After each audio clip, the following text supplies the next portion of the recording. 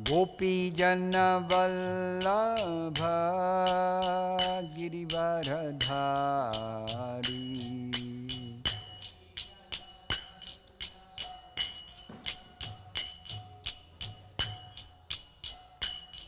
Jaya Gopijana Vallabha Girivaradhari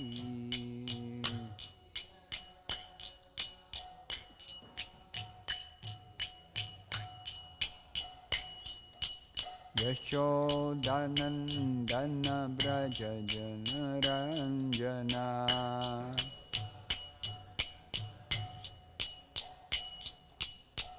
Yashodanandana Braja Janaranjana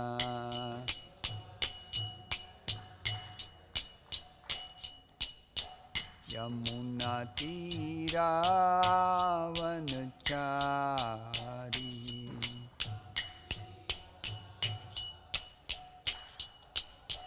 Yamuna Tira Vanachari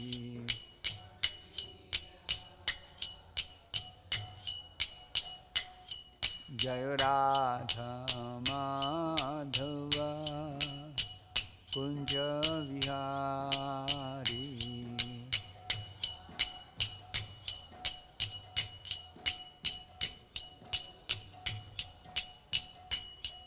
Hare Krishna Krishna Krishna Hare Hare Hare Rama Rama Rama Hare Hare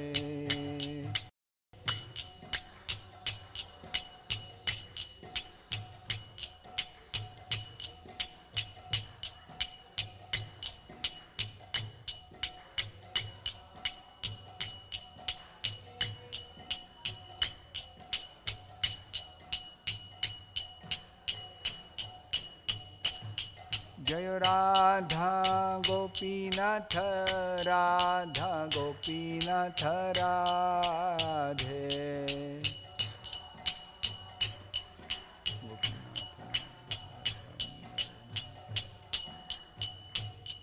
Jaya Gauranitai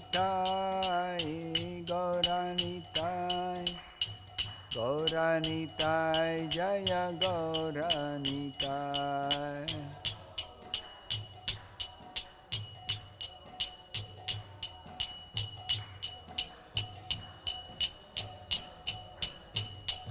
Jaya Jaya Prabhupada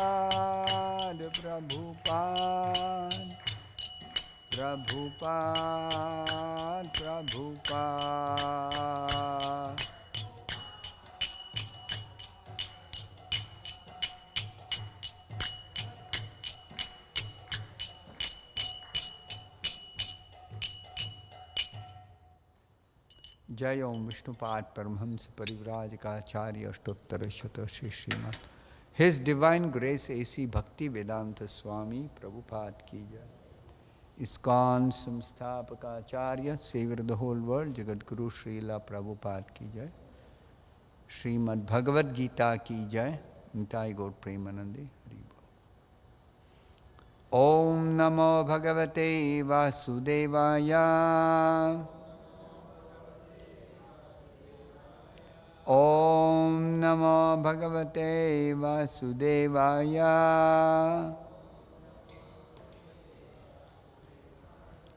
ओम नमो भगवते वासुदेवाय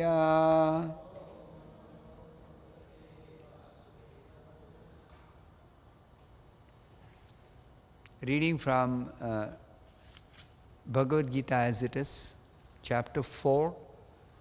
The fourth chapter is called Transcendental Knowledge. I'll be reading the 18th text, text number 18. Karmani akarma yaha pashyet karmanya karmayah pashyet Karmanya karmaya pashyet.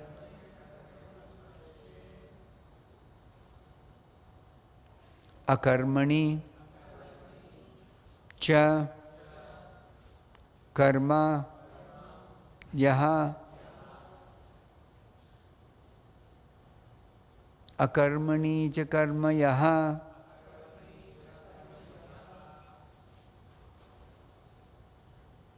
Sa buddhiman manusyeshu. Sabuddhiman manusyeshu.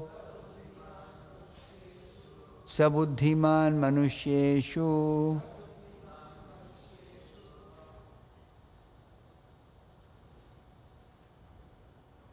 Sa yuktaha kritsna karma krit.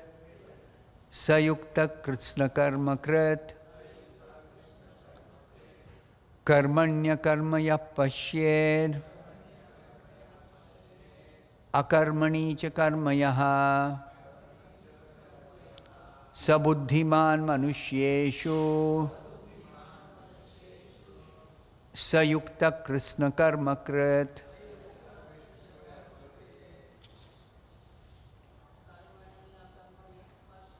Karmani karmaya pashyed. Akarmani cha karmayaha. Sabuddhiman manusyeshu. Sayukta Krishna karma krit. Karmani karmaya pashyed. Akarmani cha karmayaha. Sabuddhiman manusyeshu. Sayukta Krishna karma krit. Karmani akarmaya pashyed. Akarmani cha karmayaha. Sabuddhiman manusyeshu. Sayukta Krishna karma krit. Anybody else would like to chant? Karmani akarmaya pashyed. Akarmani cha karmayaha. Sabuddhiman manusyeshu. Sayukta Krishna karma krit. Karmani in action. Akarma inaction. Yaha one who. Pashyet observes. Akarmani in inaction. Cha also. Karma fruitive action. Yaha one who. Saha he. Buddhiman is intelligent. Manusyeshu in human society. Saha he. Yuktaha is in the transcendental position. Krishna karma krit. Although engaged in all activities. Translation and purport by His Divine Grace A.C. Bhaktivedanta Swami Prabhupada. Translation: one who sees inaction in action and action in inaction is intelligent among men, and he is in the transcendental position, although engaged in all sorts of activities. Please repeat this translation after me. One who sees inaction in action and action in inaction is intelligent among men, and he is in the transcendental position. Although engaged in all sorts of activities. Purport by Srila Prabhupada. A person acting in Krishna consciousness is naturally free from the bonds of karma. His activities are all performed for Krishna. Therefore, he does not enjoy or suffer any of the effects of work. Consequently, he is intelligent in human society, even though he is engaged in all sorts of activities for Krishna. Akarma means without reaction to work. The impersonalist ceases fruitive activities out of fear, so that the resultant action may not be a stumbling block on the path of self-realization, but the personalist knows rightly his position as the eternal servitor of the Supreme,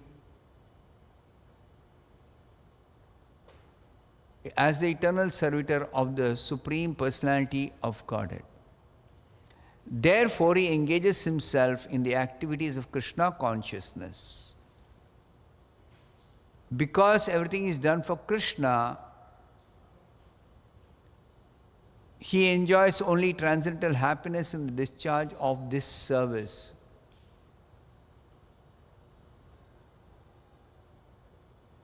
Those who are engaged in this process are known to be without desire for personal sense gratification. The sense of eternal servitorship to Krishna makes one immune to all sorts of reactionary elements of work. Thus ends the Bhaktivedanta purport. Om Ajnanatirmirandhasya Jnananjanashalakaya Chakshurunmilitam Yena Tasmai Shri Gurave Namaha.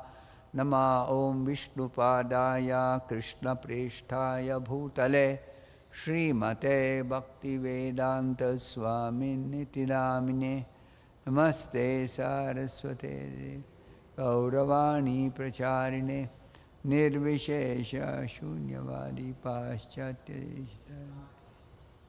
Jaya Shri Krishna Chaitanya Prabhu Nityananda Shri Advaita Gadadhara Shri Vasadi Gaura Bhakta Vrinda Hare Krishna Krishna Hare Rama Rama Hare Hare.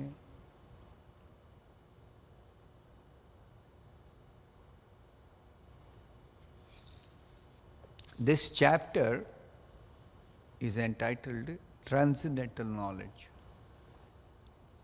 In Sanskrit it is called Jnana Yoga.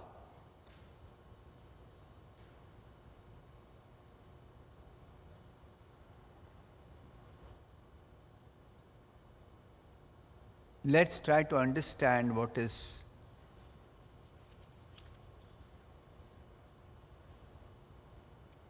material bondage. In this material world, we are living here, but we do not know that all our activities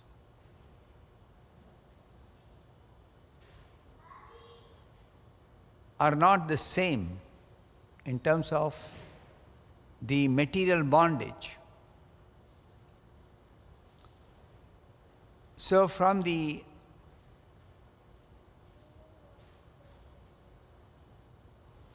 external person,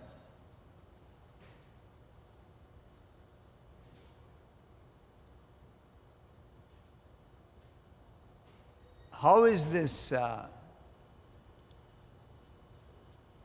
material bondage to be avoided? First of all, what is material bondage? Because of some reactions, we are forced to accept a material body, though we are spirit soul. We don't require a material body. We are forced to accept a material body because of karma bandhana.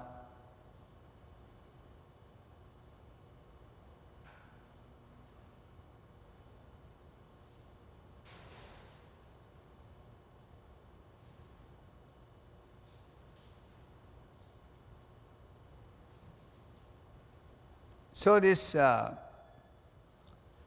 material bondage is there irrespective of whether one serves the lotus feet of Krishna or serves the lotus feet of Radharani, or serves the lotus feet of another form of Krishna.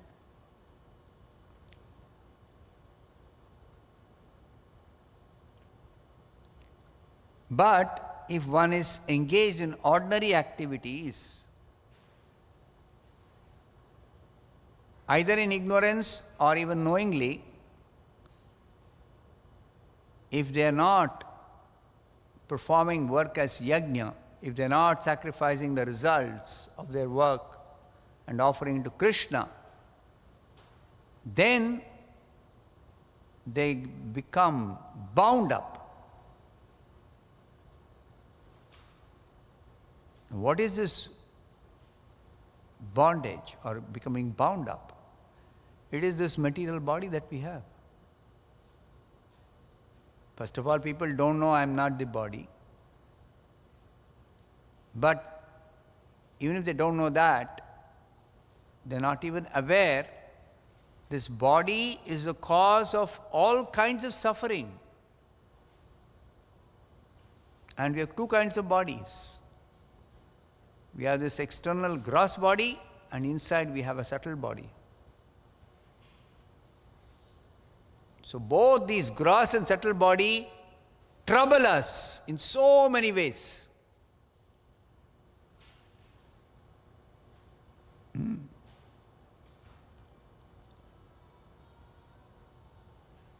So scriptures say, acharyas say, nobody wants suffering, but suffering is there just because we have these two kinds of bodies, the gross body and subtle body.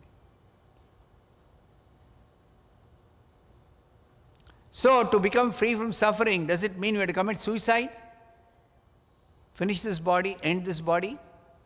No.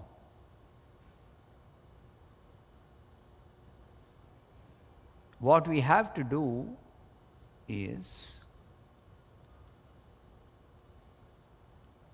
change the quality of our activities such that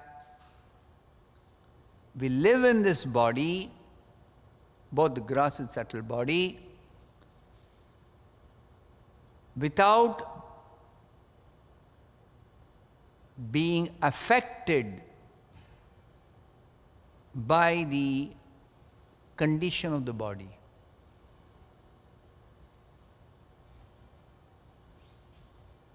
How is that possible? That is possible by Krishna consciousness. So what is required is a change of consciousness to put an end to all suffering. You have only got to do one thing. What is that? Transform your consciousness. Right now, our consciousness is polluted by so many material contamination. These material contaminations can completely be eradicated by Krishna consciousness. And what is that Krishna consciousness? Simplest way of becoming Krishna conscious is simply to chant Hare Krishna, Krishna Krishna, Hare Hare, Hare Rama, Rama Rama, Hare Hare. Because this chanting of Hare Krishna is so simple. You got a tongue, You vibrate the tongue and you speak so many different things. But if you would kindly vibrate the tongue and say Hare Krishna mantra, then your consciousness becomes transformed, purified. Your consciousness becomes spiritualized. And when it is spiritualized, you don't suffer due to this body or due to the gross and subtle bodies. You don't suffer. You become aloof. You means the real person you are spirit soul. So you as spirit, you become free. You become free from this body, even though living in the body. Even though living in the body. In a later chapter, 5th chapter, Krishna gives an example. Just like a drop of water on the lotus leaf, Padma Patram Ivam Bhasa. Very nice example. See, lotus leaf, first of all, water cannot remain on a lotus leaf. But in case there is some water, it does not stick to the leaf. Leaf doesn't get wet by the water. And that water, even if it is there, it cannot remain there. It will just drop off any time. And even if it is there, it doesn't wet the lotus leaf. Similarly, we are living in this material world because of which we have got this body, material body. We are different from the body, but we have a material body, both gross material body and subtle material body. Subtle material body, you can consider the mind as a subtle material body, the mind. So body and mind, this body, which we know as body, and the mind, if you become Krishna conscious, simply by chanting Hare Krishna, you can become Krishna conscious. Then, whatever activities you do, it will not produce any reaction. What is this reaction?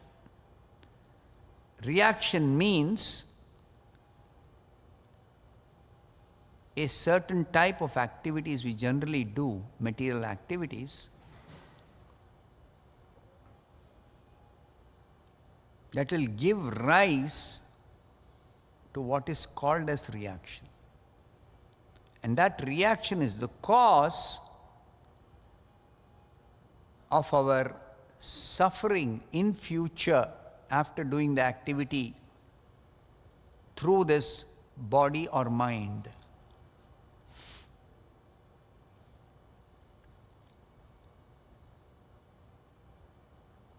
So, we should learn to distinguish between what is spiritual activity and what is material activity. Spiritual activities are those activities for which there is no reaction. And because there is no reaction due to spiritual activity, there is no suffering due to the body or the mind. Material activities are those activities due to which there will be reaction, and reaction means suffering. This much if you understand, then in this particular verse, Krishna is explaining that those who are intelligent, they are able to understand what kind of activities they should do so that they don't get any reaction. And consequently, because no reaction, they don't suffer on account of having done some activity in the future. And then they also know what kind of activities will give us reaction, because of which there will be suffering. So that is explained here a bit technically. What is said here? Karmani akarma yaha pashyet. One is able to understand that I perform certain activity. Karma means activity here. Karmani. Akarma. Akarma means the type of activity for which there is no reaction. The type of activity for which there is no reaction. What are the types of activities for which there is no reaction? All spiritual activities, all devotional activities. What are devotional activities? Simple. Chanting Hare Krishna. Like you are sitting and hearing Bhagavad Gita, Bhagavatam, or you read, or you discuss subject matter of Bhagavad Gita, Bhagavatam, spiritual subject matter. Or you take prasadam. We all have to take some food to maintain our body. Instead of simply eating some food, you take Krishna prasadam. That is also spiritual activity.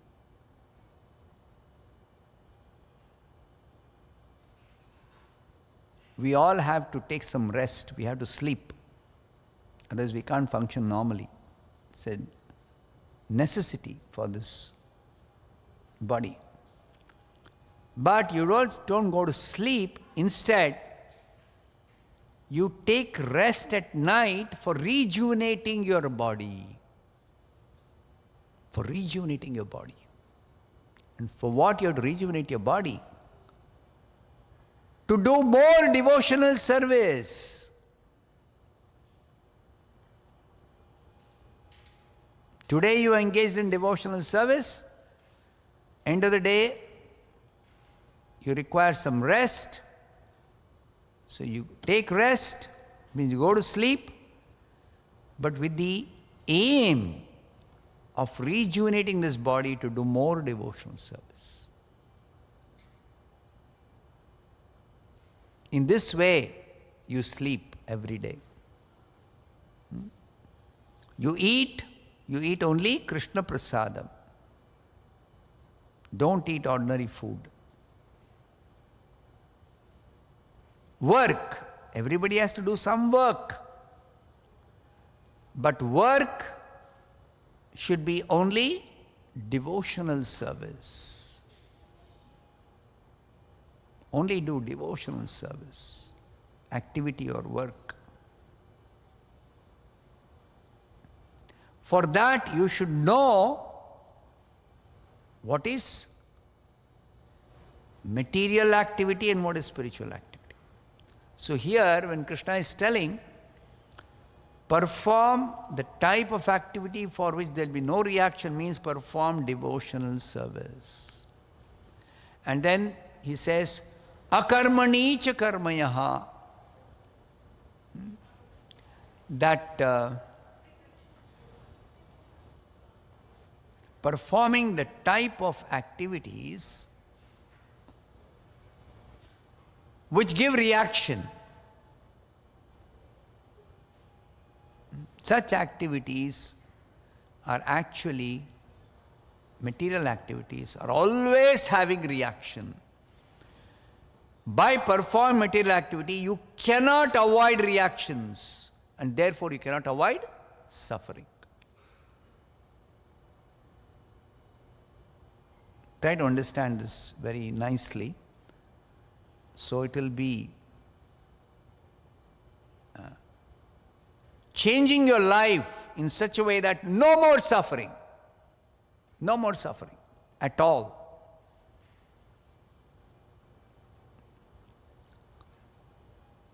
So what are material activities? Other than devotional service, all other activities are material activities. Simple.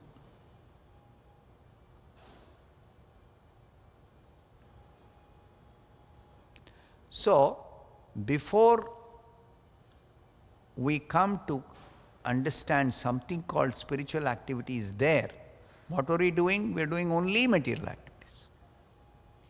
So where do you begin? By first adding some spiritual activity in your life.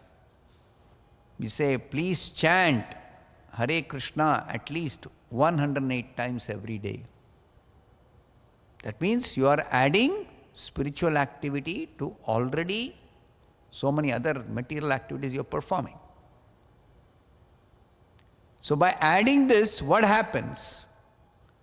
At least because you have chanted, say for 10 minutes in the day, those 10 minutes of spiritual activity, devotional service, chanting Hare Krishna, it will not give you any reaction, no suffering due to that. But it's not only no suffering, it also gives you positive happiness, real pleasure, unending happiness. It is happiness of a different quality. For that, we also have to understand, explain in the Bhagavad Gita, all material pleasures, that's described in the 5th chapter, have got a certain quality of being momentary pleasure. Momentary pleasure. I mean, it's there for very, very, very little time.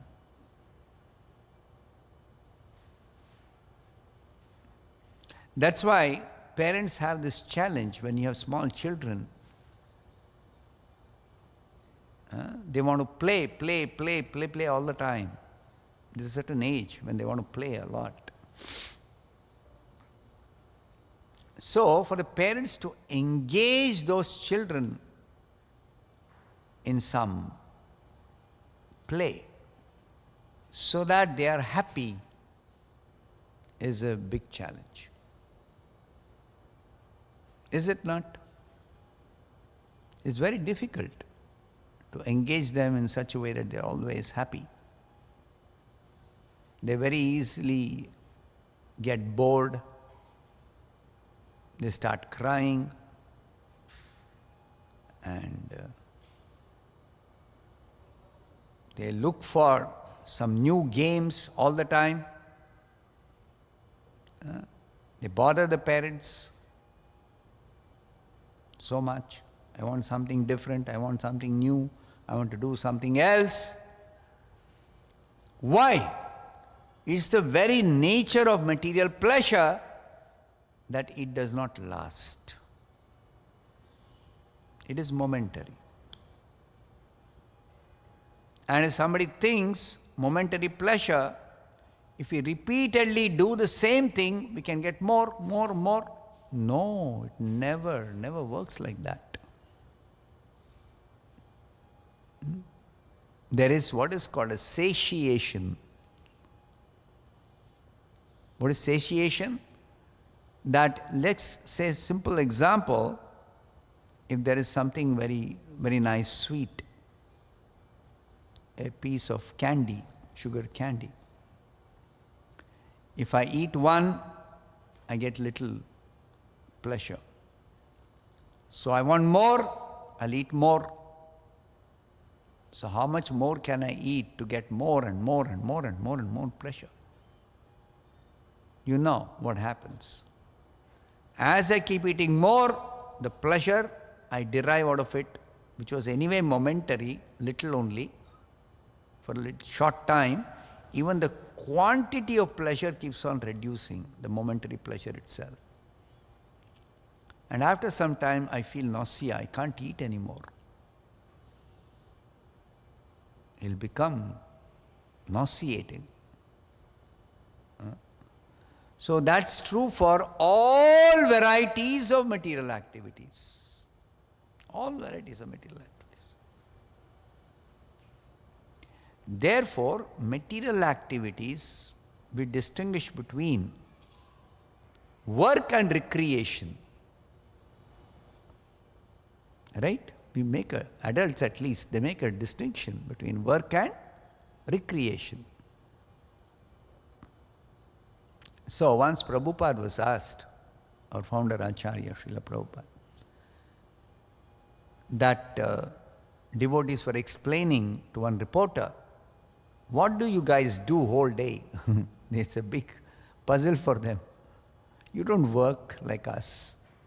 You don't have a job. So what do you guys do whole day? So the devotees were explaining, we do this, we do this, we do this. Then that reporter asked Prabhupada,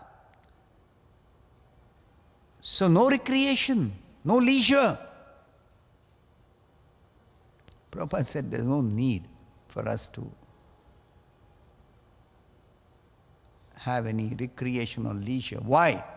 Because all our regular activities are full of pleasure. Full of pleasure.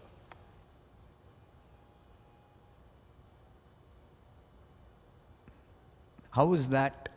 The reporter could not understand. What do you mean? Full of pleasure. So then Prabhupada said, see, we get up early in the morning. You people will all be sleeping. You don't get up early in the morning. So we get up early in the morning because it's the best time of the day when actually everything is calm, quiet, very serene. And then what do? We nicely cleanse ourselves. After cleansing, we feel even more fresh. We have already rejuvenated because we have taken rest at night. And then we feel, after resting, you feel a lot of enthusiasm and energy. But further, to feel more enthusiasm, more freshness, we cleanse ourselves, we take a bath.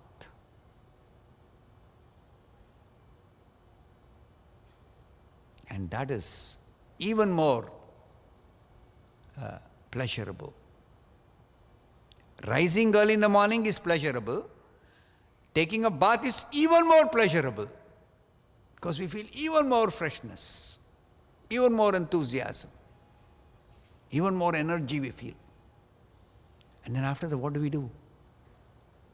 We sing and dance after that. Ever heard anybody early morning wake up, sing and dance?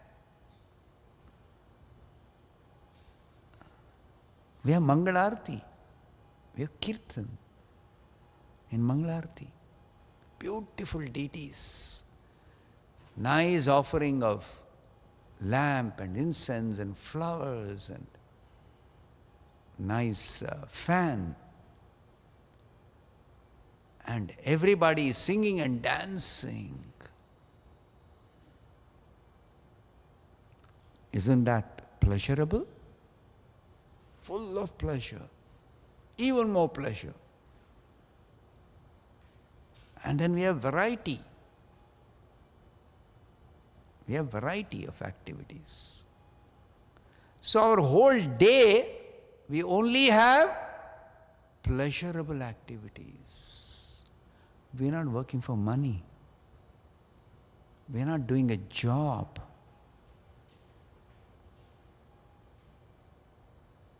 We are only engaging in spiritual recreation.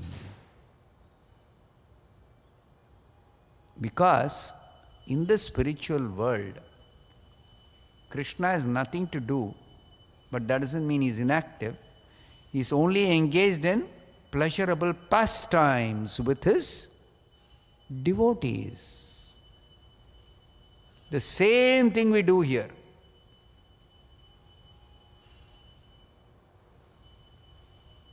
Same thing we do here. At least in the temple we do that all the time. So we are making plans how to involve those who are not conversant with this way of recreational life, 24-hour recreational life, how to involve them also.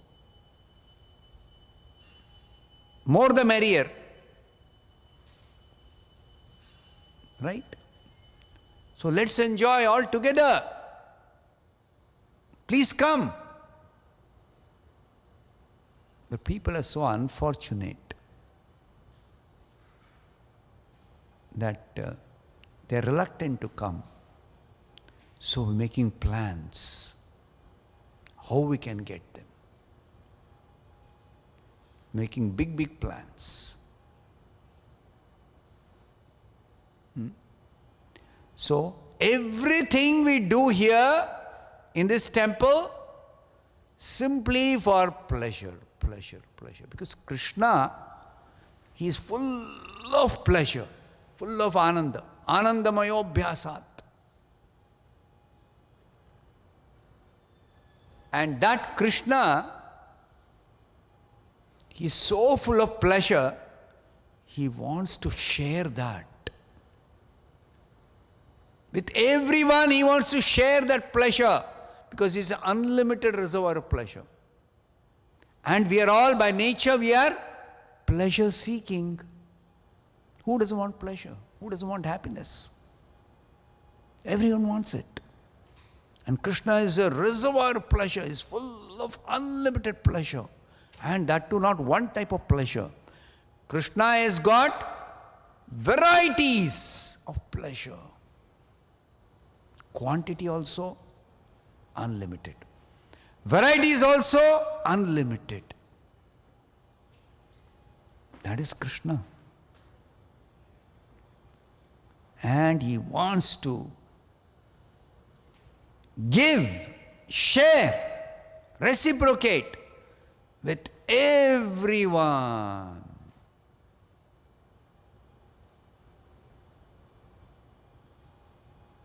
So therefore,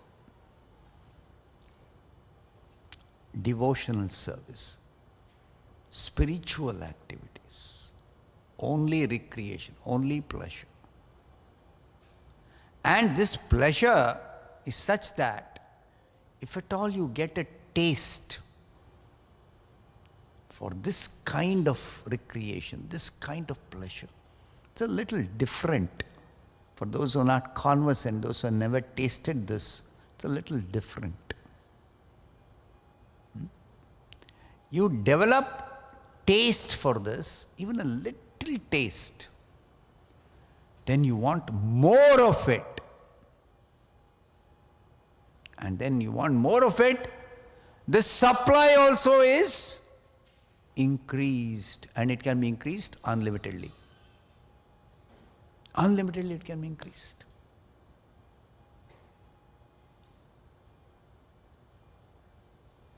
Like we said, somebody chant 108 times.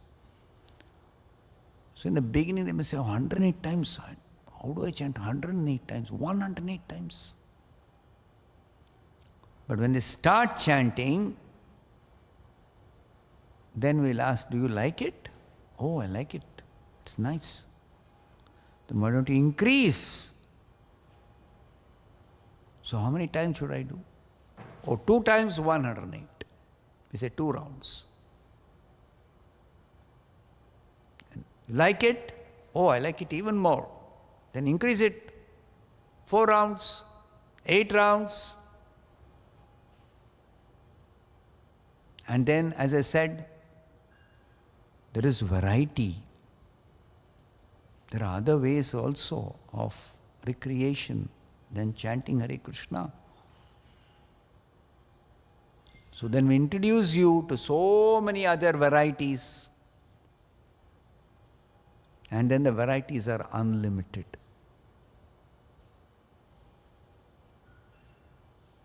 In fact, 24 hours is not enough in a day. So for that Krishna says, here everything is limited, no? Time is also limited. So he says, come to my abode. Come to me. Then there will be unlimited time, unlimited varieties, unlimited quantity of pleasure. This is what Krishna is trying to say in the Bhagavad Gita. That's what Krishna is trying to say. Come to me, enjoy with me, unlimited varieties, unlimited pleasure, unlimited time.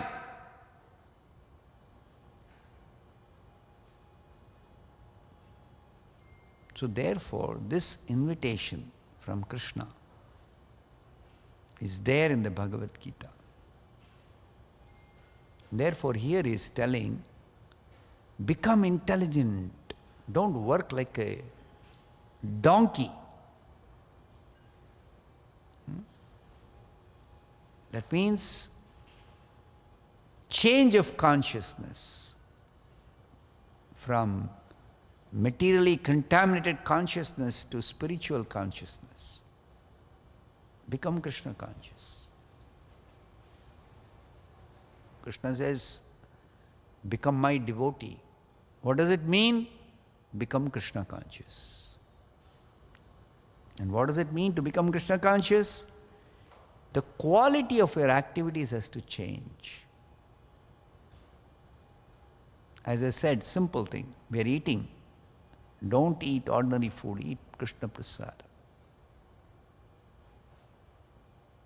Don't simply go to sleep. Go to take rest at night for rejuvenating your body, for doing more and more devotional service. Everybody has to work. But don't do work. You do more devotional service. Work for Krishna. Don't work for a material master. Don't work for a material organization. Work for Krishna. Work for Krishna's society. Krishna's devotees. Then your whole quality of work will completely change. Of course, you have to learn how to do these things. Everything, it's possible to spiritualize everything and change the quality of all the types of activities you do. Everything can be changed. And that is what you have to learn from the devotees, from the masters. You have to learn this. So of course, it takes little time. Nothing happens overnight. But then you make a beginning. And then a stage will come. No more material bondage. No more suffering. No more distress. No more dukkha. No more fear of death. You become abhaya, nirbhaya, free from fear, free from anger,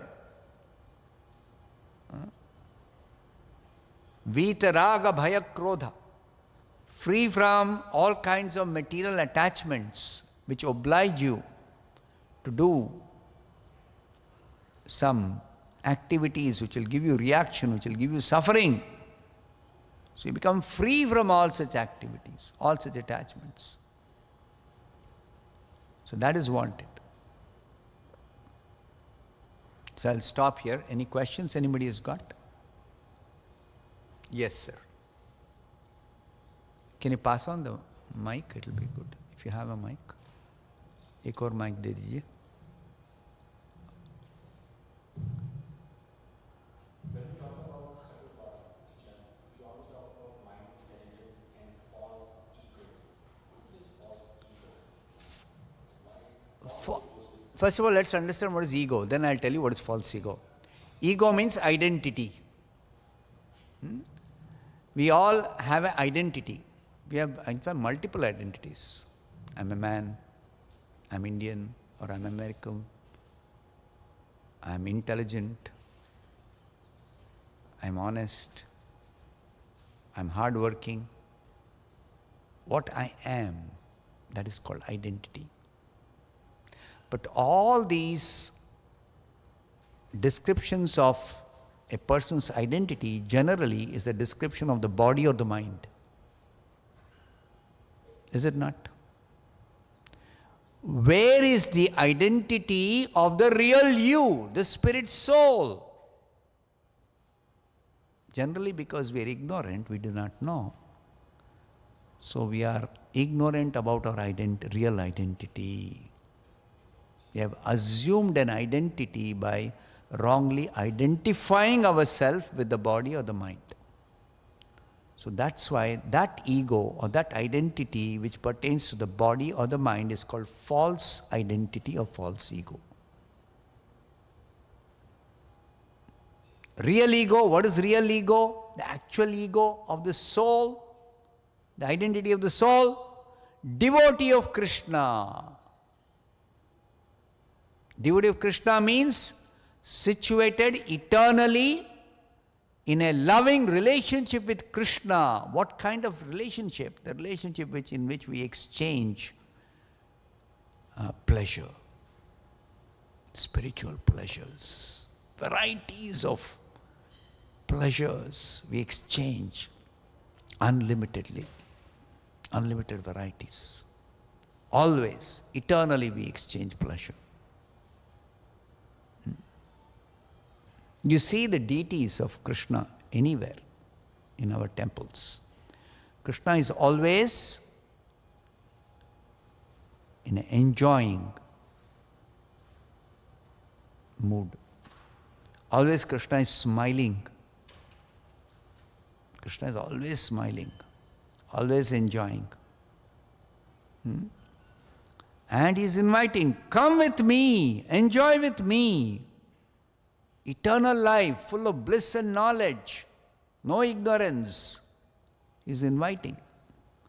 So we should understand, first of all, that we are actually belonging to Krishna. He says in the Bhagavad Gita, in the 4th chapter, all living beings are mine, they are part of me, they belong to me, they are in me. But having forgotten that, we are wandering in this material world. It's just like a child is separated from the father, then what will the child be doing? Simply be wandering. Temporarily somebody may give some shelter, but then cannot stay permanently there. No. Still be searching, who is my father? When they come to know, this gentleman who's given me shelter is not my father, and everybody else says, this is my home, he is my father. But who is my father? Where is my home? Somebody will say that I have a father, I have a home. No, but that is not your eternal father nor eternal home. Because you are eternal. That's the first lesson we learn in the Bhagavad Gita. We are eternal, we are spirit. So who is our eternal father? Where is our eternal home? It's very important. Krishna is my eternal father. Krishna's home is my eternal home.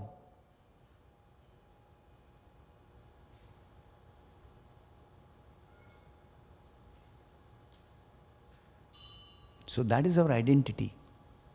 That's the real ego. Devotee of Krishna. Devotee means one who is connected with Krishna in a loving relationship. That's the meaning of devotee. Next question.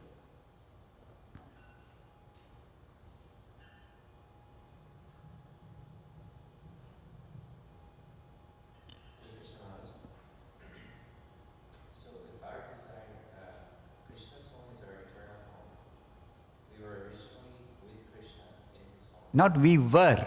We always are with Krishna. We are always with Krishna.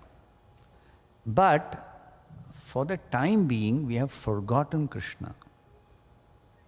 And because we have forgotten Krishna, therefore we are loitering, we are wandering. So this loitering and wandering has to stop.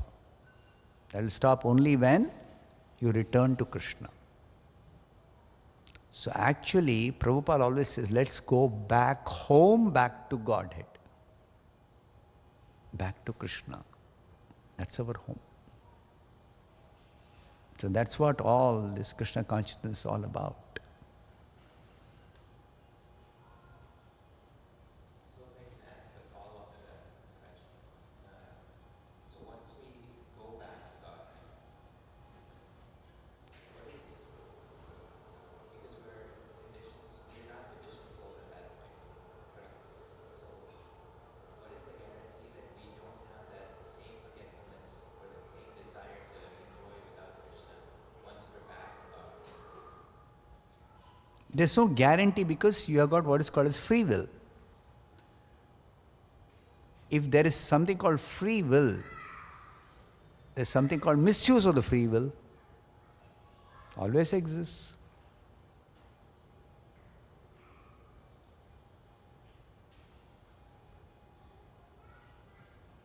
Like we have free citizens, so we are not in prison.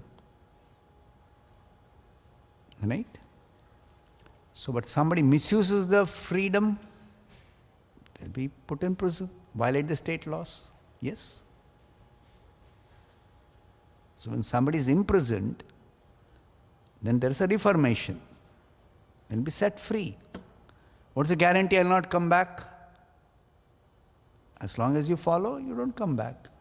What if I don't follow? You'll come back here. So freedom means there should be responsibility.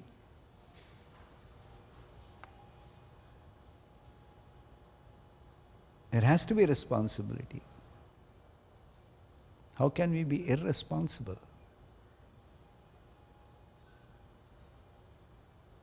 You can't explain this. Why somebody is not following? You can't explain that. Like if nobody violates, will the police simply keep arresting somebody, filling the prisons? Will they be not happy if the prisons are empty? They'll be the happiest people.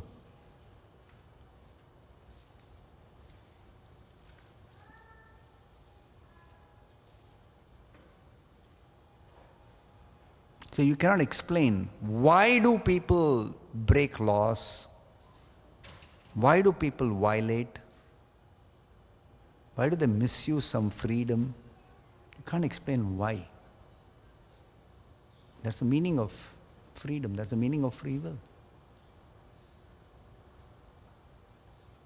And sometimes people suggest, oh, God should not give us freedom to do wrong.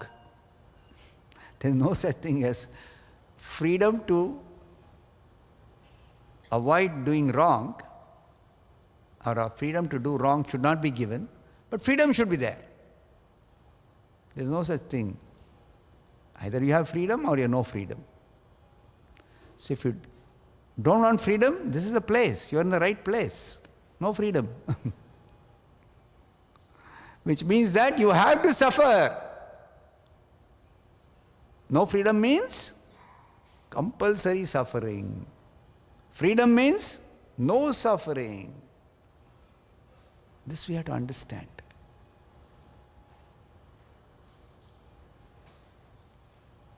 Okay, I'll stop here. Srimad Bhagavad Gita ki jai. Oh, one round chanting. Okay. So we will all together chant one round of Hare Krishna mantra japa.